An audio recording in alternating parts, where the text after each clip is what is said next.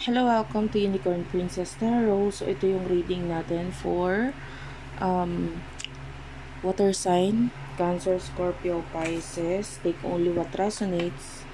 Bali, hindi po ito magre-resonate sa lahat. So, kunin mo lang yung mga messages na magre-resonate para sa'yo. Kung hindi ka pa nakaka-subscribe sa ating channel, kahit na lang ng subscribe button, notification bell, ma-appreciate ko po lahat ng likes, comments, and shares. If you want, pwede kang magpa-personal reading. Jing Tarot Reader, i-search mo na lang siya sa Facebook, okay? And, pwede kayong magpa-palm reading sa akin. Punta ka lang sa aking TikTok shop, Unicorn Princess Tarot, or Unicorn Princess Shop. Ayan, dyan pwede kang mag-avail ng mga piyaw bracelets and may libre na po yung palm reading. Okay, let's start your reading. This is for water sign, Cancer, Scorpio, and Pisces.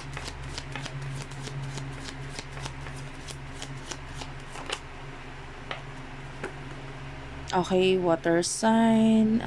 You do have here the Two of Pentacles and the Sun. Okay, so nakikita natin ngayon kung ano man yung bagay na pinapriority mo, maaaring nagiging masaya ka or nagpapakita ito sa ng happiness or kung ano man itong mga bagong dumadating ngayon sa buhay mo. Might be unti-unti nang gumagaan or nagkakaroon ng saysay or something na may very happy or positive na new beginnings para sa'yo. And nakikita natin na napapaligiran ka rin ng mga tao na ganun din, natutuwa din sila sa mga bagay na ipinapakita mo, no? So, ituloy-tuloy mo lang ito.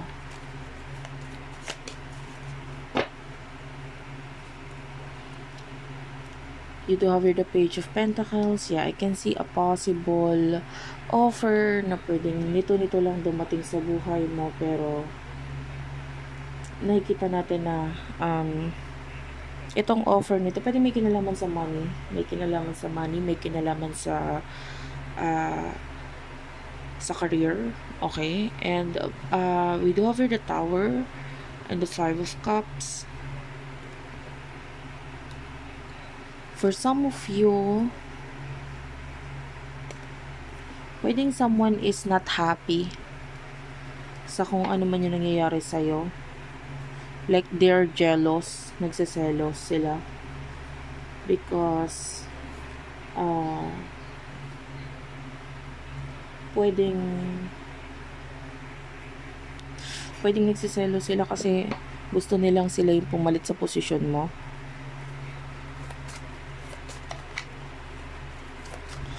Pagdating sa love, ano yung mga messages for water sign? Spirit guides, angel guides.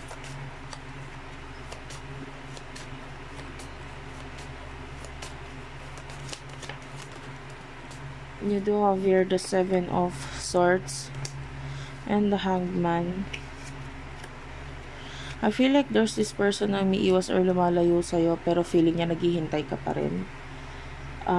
This person wants reconciliation na parang hindi, alam mo yun, hindi niya magets kung gusto pa rin niya ba niya, pero may mga plano siya eh. Maybe hindi niya alam kung possible pa ba, pero may plano siya na like, this person loves you, nakakaramdam tayo ng emotion sa kanya, gusto niya na reconciliation na parang hindi, in a way na may mga times iniisip niya hindi na kasi posible, okay, pero nandun yung may mga times din na naghihintay siya na parang hindi din kasi may mga times na iniisip niya hindi na nga posible.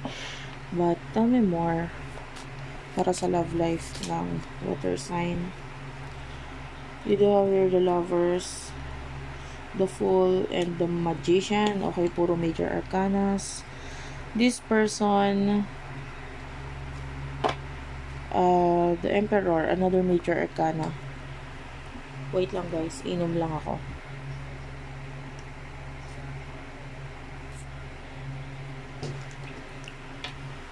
Okay. So, I feel like hindi siya nagiging open sa'yo with the Magician energy. This is someone who is being deceitful. Maybe because may mga new relationship. I mean, yung iba maybe even marriage na nangyayari ngayon sa buhay niya na nagiging dahilan ng pag-iwas or paglayo niya. New relationship, new connection. Tell me about this.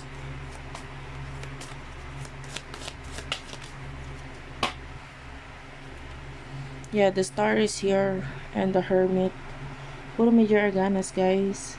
I don't know if you're dealing with the Twin Flame, Virgo energy, Aquarius energy. Yung iba may mga family na involved dito. Or maybe even tradition. I'm feeling like itong situation na ito, itong person na ito, I don't know if you're dealing with a Virgo, but this person wants you. Gusto ka niya. Pangarap ka niya. It's just that financially insecure itong taong ito. Kasi feeling niya mas mataas yung narating mo or kung ano yung mga meron ka ngayon. And then this person, isang pinakamalaking kalaban niya is maybe family, usaping pamilya. So, lalo na kung may family na involved dito, ito yung pinaka main challenge para sa person na ito. Ano yung magiging future action niya towards dito sa inyong connection? Page of Cups and the Hierophant is here. Ten of Pentacles, Knight of Swords. I mean, kailangan mo lang hayaan tong taong to kasi sa totoo lang, kailangan lang naman niya ng lesson sa buhay niya. I feel like your person is currently dealing sa mga learnings or maybe even karmic relationship, and soon enough itong person nito is lalayo sa person na yon kasi magkakaroon ng realizations and malaking pagbabago sa connection nila. Maybe for now masyado pa siyang feeling niya ito na yung buhay niya, ito na yung destiny niya, but maybe itong sitwasyon na to ay may tinuturo lang lesson sa kanya, and then kailangan mo lang siyang hayaan kasi itong lesson na ito ay kailangan talagang dumating sa buhay niya. Okay? Kailangan niya talagang maranasan ito. And yeah, I feel like it has something to do with family or home, house, something very stable. So what will happen in the near future for you and this person? Six of Swords, Four of Pentacles, Two of Cups, Eight of Pentacles, Eight of Cups, and the Three of Wands. Okay, nakakita ko ng mga planong maisa sa katuparan. For some of you, maybe may kinalaman dito sa plano na reconciliation. Someone here is planning makipag-reconcile ngayon, and in the future, maisa sa katuparan yan. And actually, you need to focus on yourself, you need to focus on your job, career, kasi magbubunga ng malaki sa iyo ito. Nakakita tayo na magiging mas busy ka in the near future, but magbubunga. Number 3 numerology is all about growth, so magbubunga talaga ito sa iyo. I can see partners, friends, or kung sino man ito na nandyan sa paligid mo ngayon, and in the future sila yung talagang makakatulong sa'yo para ma-achieve mo yung growth na yan. I can see you earning a lot of money here with the Four of Pentacles. And once na itong Six of Swords, which is this is you moving on, and ma-achieve mo na, naka-move on ka na. I can see a possible offer here. And what is the offer all about? Ito, hindi ko ito kukunin. Masyadong marami.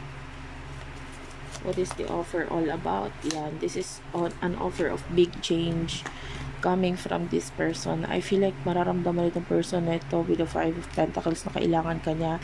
So, maaaring dumating siya sa buhay mo para mag-offer ng malaking pagbabago sa'yo. Okay? And what will be the outcome? The outcome is the Nine of, you do have here the Ace of Cups. maybe actually yung offer is hindi naman about love, pero itong taong to kaya siya mag-o-offer kasi nandun pa rin yung pagmamahal niya para sa'yo, at hindi naman siya mag-o-offer kung nakalimutan ka na niya, and in the future maaaring nandun ka pa sa puso niya, at this person is manifesting you. Pagdating sa offer, pwedeng more on money, career, or pagbabago ng buhay muna kasama ka ang maaaring i-offer sa'yo nitong taong to. Then eventually nandun na yung emotions, nandun na yung love na maaaring i-offer niya sa'yo, pero mauuna muna yung may kinalaman sa money and career dito. Okay, thank you for watching, guys. I love you all, and bye bye.